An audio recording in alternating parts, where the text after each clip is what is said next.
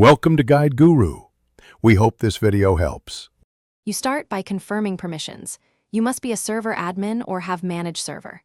Next, pick a Netflix bot that supports link parsing and watch party commands. This matters because features vary. Once chosen, generate an OAuth 2 invite with bot scope and grant send messages, embed links, and read message history. Invite the bot to the target server now and make sure it appears online. If it's offline, recheck the invite scopes and permissions before moving on. Once the bot is in, create a dedicated text channel for commands and a voice channel for synchronized viewing. This keeps notifications tidy.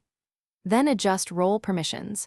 Deny it everyone from posting in the command channel, but explicitly allow the bot to read and send messages. Next, run the bot setup commands to set the command prefix, link any required API keys, and enable Netflix integration options. Doing this prevents permission conflicts and ensures the bot can create embeds and manage voice sessions reliably.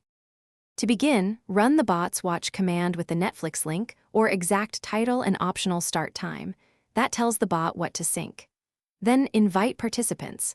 The bot will post a join button or reaction so viewers can opt in, and it will manage place/pause commands to keep everyone aligned.